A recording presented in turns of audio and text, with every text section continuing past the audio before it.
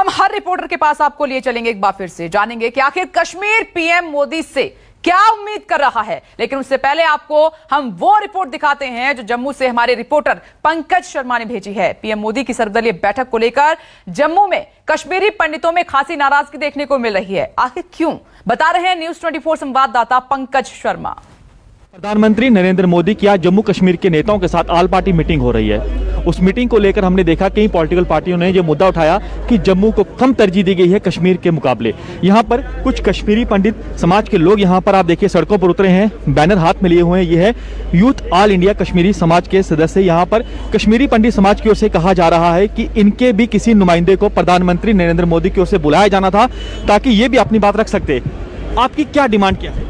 हमारी यही डिमांड है कि हमारे मतलब प्रधान जी को या किसी को भी कश्मीरी पंडित को वहाँ पे बुलाना। इन्होंने सिर्फ कश्मीरी वालों को ही बुलाया, बट भाई हम भी तो 32 साल से हैं, हमें खिलौनों की तरह इधर से उधर घुमा रहे हैं। हमें सिर्फ थोपा गया है माइग्रेशन का नाम। हम भी घर अपने वापस जाना चाहते हैं, घर वापसी के लिए। अगर हमें हमारे लिए कुछ नहीं करते तो हम भी वोटिंग इनको डालते हैं। हम बीजेपी ये हमें इग्नोर करते हैं सर। तो हमें इग्नोर किया गया ऐसा कहा जा रहा है। आपको लगता है कि आपके भी किसी नुमाइंदे को बुलाया जाना चाहिए था? पीएम की ओर से हमारे किसी नुमाइंदे को बुलाना चाहिए, क्योंकि हम मेन स्टेक होल्डर हैं कश्मीर के। 5,000 साल से हमारा कोई नुमाइंदा होना चाहिए जो हमारी बात कर सके वहाँ पर। हम ये डिमांड करते हैं सरकार से, क्योंकि आगे जो भी स्टेट लेजिस्लेचर जो भी अगर कोई सरकार बने उसमें हमारे 4 नुमाइंदे हो और पार्लियामेंट में भी हमारे 2 नुमाइंदे हो, क्योंकि हर बार सरकार हमें जो भी सरकार आई है उसने हमें इग्नोर किया है। आज तक कोई कश्मीरी शुद्ध नहीं। आज होने जा रही है एक सुप्रीम जो है बैठक होने जा रही है। आपको लगता है कि ये बेहद खास बैठक है, कुछ बड़ा होने वाला? नहीं, बड़ा होने वाला है। हम चाहते हैं कि इसमें कुछ फ्रूटफुल निकले और कश्मीरी पंडित जो मैन विक्टिम, जो मैन सफरर्स ऑफ टर्म है, जो आतंकवाद के जो ग्रस्त हैं, सबसे ग्रस्त हैं, उसमें उसका कोई आबादकारी के लिए परमानेंट रिहेबिलिटेशन कोई ना कोई कुछ निकले।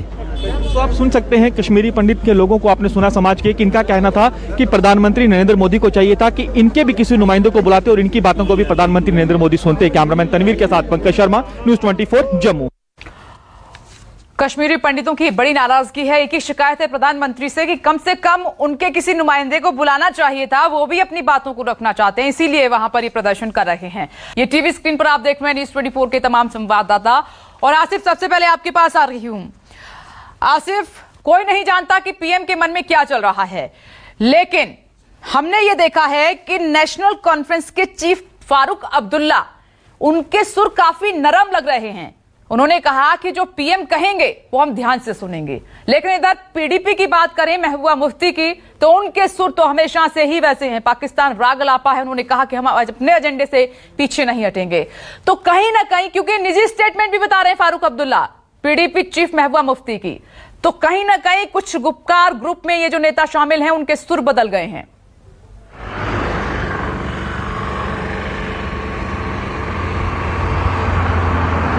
जी बिल्कुल, ये बात जो है ख़ास तौर पर ध्यान देने वाली है कि पीएजीडी में जो मुख्य 2 पार्टियां हैं, नेशनल कॉन्फ्रेंस और पीडीपी, उसमें एक फारूक अब्दुल्ला ने अपने जो तेवर है वो थोड़े कमज़ोर कर दिए हैं, लेकिन महबूबा मुफ्ती लगातार अपने जो तेवर है वो बनाए हुए हैं, अपनी मांगों पर अड़ी हुई है। तो एक तरह से ये उनकी सारी रणनीति है। लेकिन सबसे पहले मैं आपको बता दूंगा कि जिस प्रकार से जिन लोगों को बुलाया गया है, कश्मीर से ज़्यादा इसमें प्रमुख पार्टियां बुलाई गई है बातचीत के लिए, और सब लोगों की, ज्यादातर लोगों की बीजेपी को छोड़ के स्टेटहुड पर लगभग एक बात है, पूर्ण राज्य का दर्जा जम्मू कश्मीर को मिलना चाहिए। वो सारे ये पहले भी कहते रहे हैं, आगे भी कह रहे हैं, लेकिन इसमें से कुछ धारा 370 और 35A को लेकर भी बातें कह रहे हैं। यानी साफ जाहिर है कि पीएम जिन्होंने इस बैठक के लिए इन लोगों को बुलाया है, उन्हें पता है कि इसमें सबसे ज्यादा अधिक जो है मांग स्टेटहुड को लेकर है।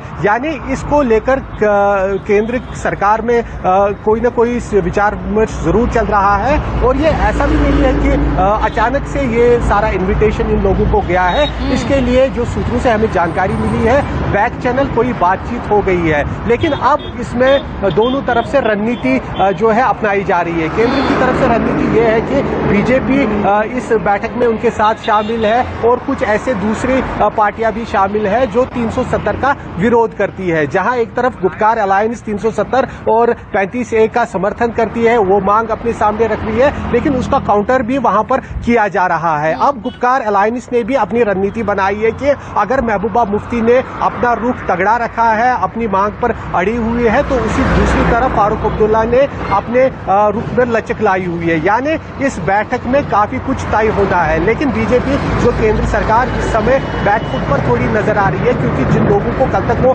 गैंग का नाम दे रहे थे, आज उनके साथ बात कर रहे हैं, वो एक संदेश जरूर इसमें देंगे कि उन्होंने पॉलिटिकल प्रोसेस शुरू किया है जम्मू कश्मीर में, और वो न केवल देश के लिए होगा बल्कि बाहरी जितने भी एक्सटर्नल चीजें हैं दुनिया को दिखाने के लिए भी होगा कि जम्मू कश्मीर में जो राजनीतिक पूरा माहौल है उसे दोबारा से पटरी पर लाने के लिए केंद्र सरकार ने पहल की है। उसके बाद रिजल्ट क्या आता है वो दूसरी बात है। जी, और आसिफ, ये इम्पोर्टेंट जानकारी आपने दी है कि भले ये देखने में लग रहा हो कि आज की बात है, लेकिन इसकी तैयारियां बहुत पहले से चल रही हैं, यानी कि पर्दे के पीछे कोई टॉक हो चुकी है। इसीलिए आप देख रहे हैं कि सभी वो नेता जो विरोधी थे एकदम, वो बातचीत करने के लिए राजी हो जाते हैं और जल्दी जल्दी दिल्ली भी पहुंच गए।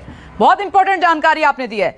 मैं लौट रही हूं पंकज, मैं अभी रिपोर्ट आपकी देख रही थी, जो कश्मीरी पंडित हैं उनमें तो बड़ी नाराजगी देखने को मिल रही है, वो कुछ ठगा सा महसूस कर रहे हैं खुद को।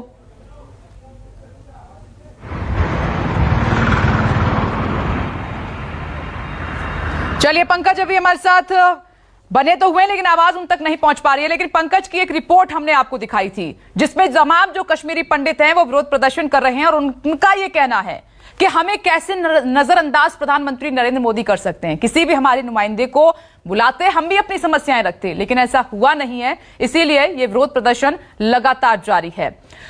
अब आप देख रहे हैं कि दूसरी तरफ और भी रिपोर्टर्स हमारे साथ मौजूद हैं। माजिद के पास चलते हैं। माजिद, क्या स्थिति है वहां पर, हलचल क्या है बैठक को लेकर?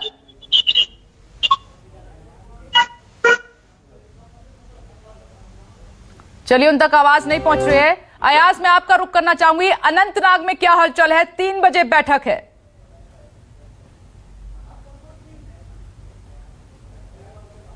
देखिए, अगर अनंतनाग की बात करें, अनंतनाग में हर कोई जो है, अगर पॉलिटिकल लीडर्स की बात करें, सोशल एक्टिविस्ट्स की बात करें, दुकानदारों की बात करें, सभी लोग जो है अपनी मोबाइल देख रहे हैं कि क्या 3 बजे क्या निर्णय आना है, क्या आर्टिकल 370 की रेस्टोरेशन होगी, क्या स्टेट हमें वापस दिया जाएगा, और जो यहाँ पे पॉलिटिकल सफोकेशन है उसकी बराबर की जाएगी। यही सारी जो है नजरें टिकी हुई है। आज जो बैठक होने जा रही है दिल्ली में, वही माहौल साफ दिखाई दे रहा है आपको। हर कोई जो है टीवी पे लगा हुआ है, अपनी मोबाइल पे लगा हुआ है, और हर कोई एजाज डार, ये सवाल मेरा आपसे नहीं है, अयाज लालू से है, उनको कंप्लीट करने दीजिए, उसके बाद मैं आपके पास आती हूं। बोलिए अयाज लालू जी। यहाँ के लोगों में काफी उत्साह है कि इस चीज को देख रहे हैं। कहीं ना कहीं बैठक से जो है, बैठक जो परिणाम है, जो अच्छे संकेत होंगे वो कश्मीरियों के हित में होंगे। हालांकि बहुत से युवाओं से भी मैंने यहाँ पे बात की, तो लोग काफी खुश है इस चीज को लेके कि पहली बार धारा 370 हटने के बाद जो यहाँ की लीडरशिप है उनको बुलाया जा रहा है, और लोग चाहते हैं कि जल्द अज जल्द कोई अंदर से कोई अच्छे आवाज आ जाए, ताकि जो यहाँ की डेवलपमेंट है उसको तेज किया जाए, यहाँ के जो हालात है वो सुधरने चाहिए। और काफी जो है युवाओं में भी इस चीज को लेके बिल्कुल खुशी है। जी, तो न्यूज 24 पर मेगा कवरेज रहा, आप लगातार दिन भर देख रहे हैं। एक बार फिर से आसिफ का रुख कर लेते हैं। आसिफ, ये जो बैठक हो रही है 3 बजे, उसमें उम्मीद बहुत बड़ी है, तो क्या उम्मीद दिखाई दे रही है इस बैठक से कि जम्मू कश्मीर के लिए क्या निकल कर आएगा सामने?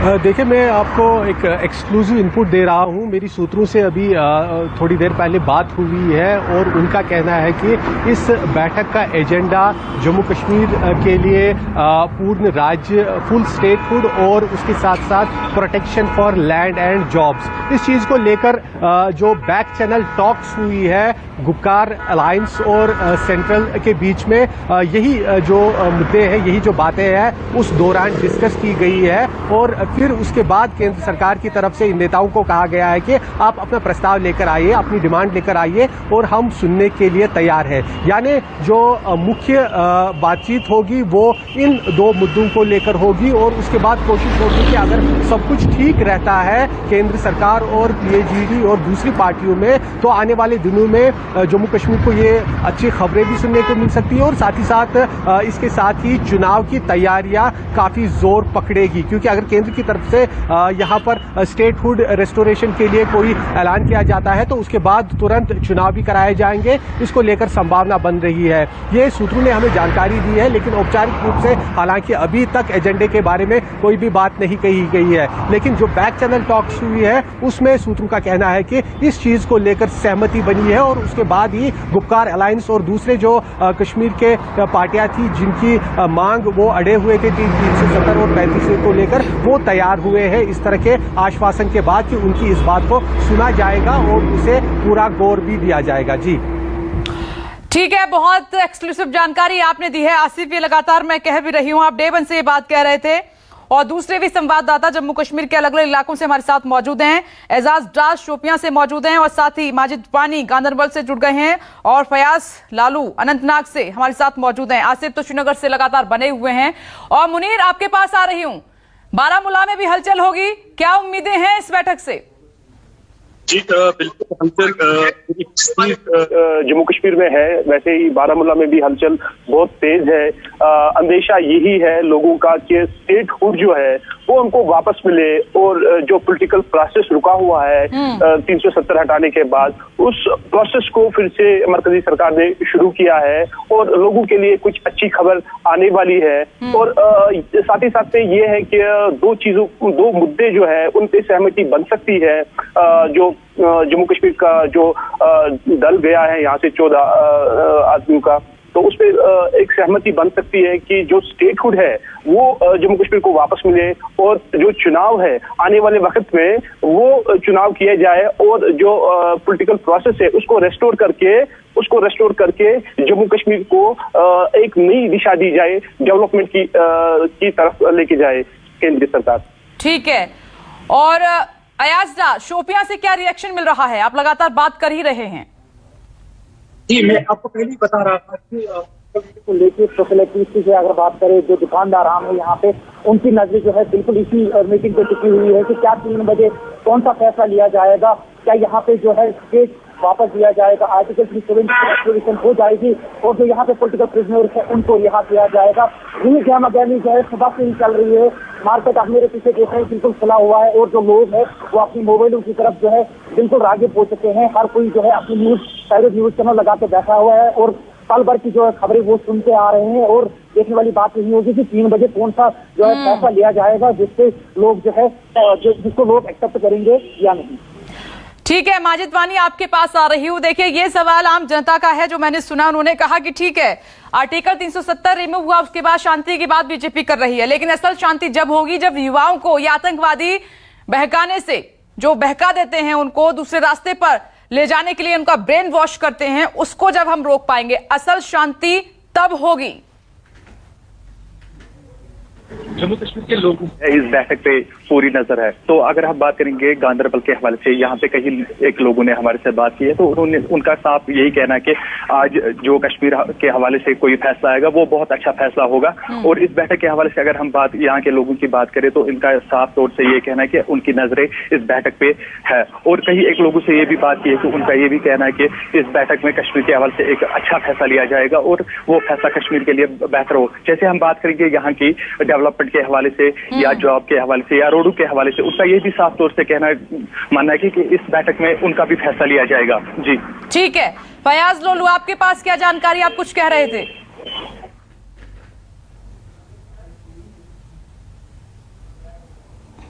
जिस तरह में लोगों में खुश है इस चीज को लेके कि 370 हटने के बाद पहली बार मरकज यहाँ की लीडरशिप को बुला रही है, यहाँ की लीडरशिप से बात कर रही है और उस चीज को देख के यहाँ के लोग काफी खुश है। और ये अब उनको इस चीज का इंतजार है, 3 बजे का इंतजार है कि 3 बजे क्या हमारे लिए कौन सी खुशखबरी होगी। फिलहाल मैंने कई लोगों से बात की तो लोग बिल्कुल इसी चीज को लेके परेशान है कि कश्मीर का जो स्टेटहुड है वो धारा 70 जो है उस पर बात होनी चाहिए।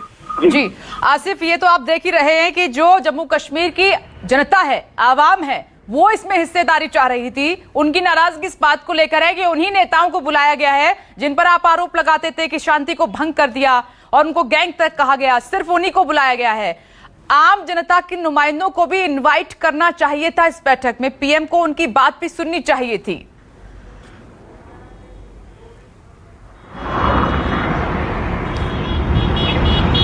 देखिए, इसमें जो है आपको थोड़ा बहुत रिमाइंड में जाना पड़ेगा। जब यहाँ पे 22 महीने पहले धारा 370 हटी थी और उसके साथ साथ जो जम्मू कश्मीर और लद्दाख को अलग अलग यूनियन टेरिटरीज बनाया गया, तब बीजेपी ने इसका सारा जो ठेकरा है वो यहाँ की मुख्य मूल राजनीतिक पार्टियों पर फोड़ा था। पीडीपी और नेशनल कॉन्फ्रेंस को खासतौर पर निशाना बनाया था कि इनकी वजह से जो है जम्मू कश्मीर की स्थिति ऐसी बन गई जैसे कि जहाँ पर केंद्र सरकार को ये कड़े फैसले उठाने पड़े। और उसके बाद कोशिश की गई थी एक ऑल्टरनेट लीडरशिप को क्रिएट करने की, लेकिन पिछले 22 महीनों में वो उतना ज्यादा कामयाब नहीं हुआ। ठीक है, एक मिनट आसिफ, मुझे दिल्ली जाना होगा और वहां पर पीएम आवास के बाहर संजीव त्रिवेदी लगातार बने हुए हैं। जी संजीव, कोई बड़ी जानकारी?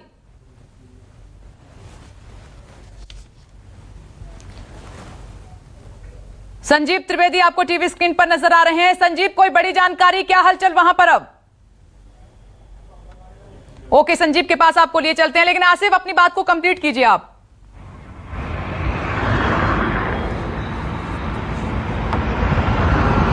तो वो जो केंद्र की तरफ से कोशिश थी एक ऑल्टरनेट लीडरशिप को पैदा करने की, खड़ा करने की, वो उतनी ज्यादा कामयाब नहीं हुई, जिसकी वजह से बीजेपी को थोड़ा बैकफुट पे जाकर वापस उन्हीं लोगों की तरफ मुड़ना पड़ा जिन्हें वो गैंग और दूसरी चीजें कहकर पाकिस्तानी समर्थक बुलाते थे। अब इन लोगों के साथ बातचीत इसलिए जरूरी हो गई थी क्योंकि जो दूसरे लोग थे उनके साथ लगातार संवाद हो भी रहा था और उस दिशा में बीजेपी आगे भी बढ़ रही थी। लेकिन आखिरकार जो लोग बीजेपी के खिलाफ खड़े थे या दूसरी मांगे लेकर खड़े थे, केंद्र सरकार को उनका रुख करना पड़ा और यही कारण है कि उन्हीं लोगों को आज बातचीत के लिए बुलाया है, ताकि जो यहाँ पर जम्मू कश्मीर में बीजेपी का प्लान ए था उसमें उतनी ज्यादा उन्हें कामयाबी नहीं मिली। अब उनकी कोशिश है कि एक तरह से दिखा सके कि जो पॉलिटिकल प्रोसेस है वो जम्मू कश्मीर में दोबारा से शुरू हो गया है। आसिफ, लौटती हूँ, संजीव त्रिवेदी का रुख करना होगा, पीएम आवास के बाहर मौजूद हैं।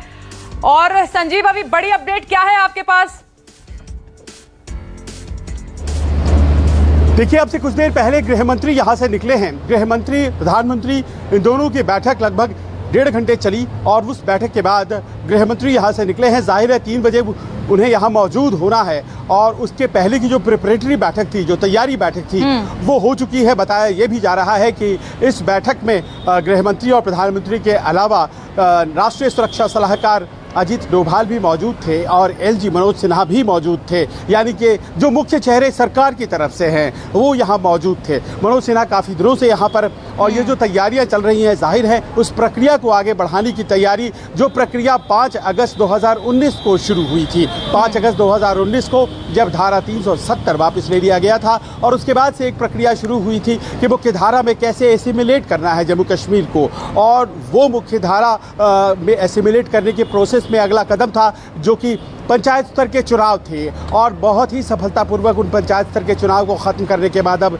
जो डिलिमिटेशन की प्रक्रिया है वो आरंभ हो चुकी है। उसकी भी कल अहम बैठक थी, सभी जिला मजिस्ट्रेटों के साथ जो 20 जिले हैं बैठक हो चुकी है। अब इसके आगे जाहिर है असेंबली इलेक्शन है और ऐसे में ये बैठक बुलाई गई है ताकि जाना जाए कि आखिर वो मुख्य धारा की पार्टियां जो चुनाव भी लड़ती हैं, जिन्होंने सरकारें बनाई हैं, जो पंचायत इलेक्शन में भी रही है, उनका क्या कहना है इस मौके पर, इस मौजू पर। और जाहिर है कि ये अपने आप में बहुत अहम बैठक है, सबको बोलने का मौका दिया जाएगा और इसीलिए शायद कोई भी एजेंडा इस बैठक में नहीं रखा गया है। विपनेश, संजीव, राजनीति के जानकार जो पंडित हैं, जो जम्मू कश्मीर को बहुत करीब से समझते हैं, वो ये कह रहे हैं कि बीजेपी जम्मू कश्मीर में जो हिंदू कम्युनिटी है उनको अपनी तरफ करना चाहती है, इसीलिए कोशिश ये भी होगी कि वहां पर अगर चुनाव होते हैं तो कोई हिंदू सीएम बनाया जाए। संजीव, देखिए, डिलिमिटेशन जो परिसीमन की प्रक्रिया होती है, उस प्रक्रिया में जो कंस्टिट्यूएंसीज हैं उनको रीड्रॉ किया जाता है। उसका आधार क्या होता है? उसका आधार होती है आबादी।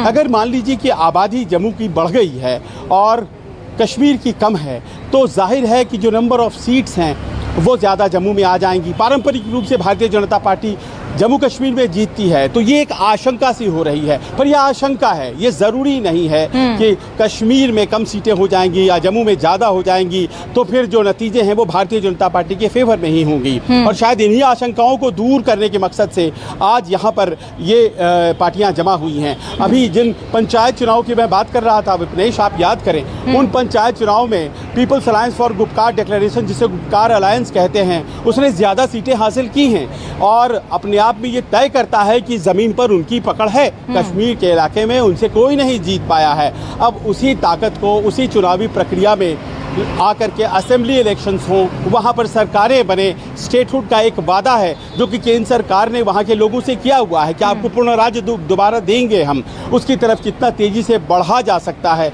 वो प्रक्रिया हो। जाहिर है इन सब बातों पर केंद्र सरकार आज बात करना चाहेगी और देखना ये है कि जो गुपकार अलायंस के नेता यहाँ मौजूद हैं, चयनित नेता हैं, 14 चुनिंदा नेता, वो क्या कहते हैं। जी संजीव, इसी से जुड़ा हुआ एक सवाल है कि जम्मू कश्मीर के जानकार से मेरी बात हो रही थी, अभी उन्होंने ये तो नहीं कहा कि कितनी सीटें जम्मू को मिलेंगी, कितनी सीटें कश्मीर को मिलेंगी अगर परिसीमन का काम पूरा हो जाता है। उन्होंने कहा ये कि जम्मू कश्मीर विधानसभा में 111 से 114 सीटें हो सकती हैं और जिसमें उन्होंने ये कहा कि पीओके के लिए 24 सीटें रिजर्व्ड होंगी, उनका ये अनुमान था। देखिए, ये हमारी मान्यता है और ये जो है ठोस आधार है इसका।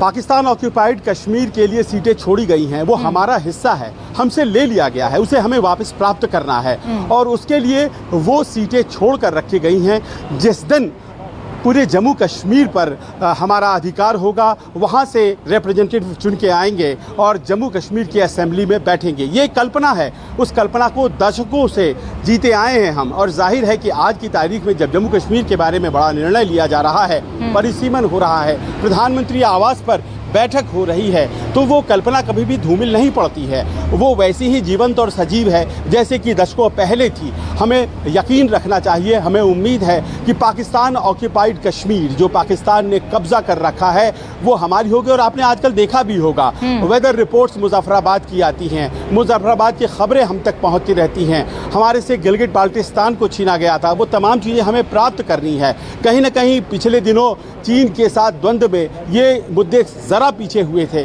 लेकिन बिल्कुल पीछे कतई नहीं। और देखिए आज फिर से वो टेबल पर हैं, बातचीत होनी है और फिर अगली प्रक्रिया यही है कि किस तरह से हम बाकी बचे हिस्सों को शामिल करते हैं जम्मू कश्मीर में।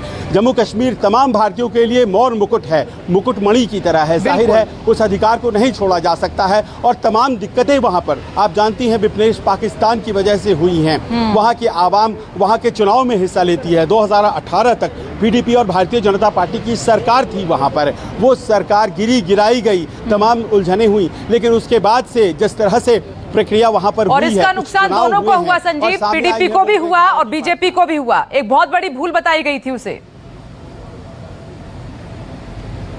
देखिए, चुनावी रणनीति और चुनावी नुकसान ये अपने आप में तय है, लेकिन चुनाव होना अपने आप में बहुत बड़ी बात है। और उस प्रक्रिया को आपने देखा कि वो पंचायत चुनाव में आगे बढ़ाई गई है, उसे और आगे बढ़ाना है, असेंबली इलेक्शंस करानी है, स्टेटहुड देना है। अब आज की बैठक में क्या इन बातों पर भी बात होगी या फिर वो धारा 370 का राग अलापा जाएगा, अभी कुछ भी एजेंडा क्लियर नहीं है। इंडिकेशंस यही है कि सबों को अपनी अपनी बातें कहने का हक मिलेगा।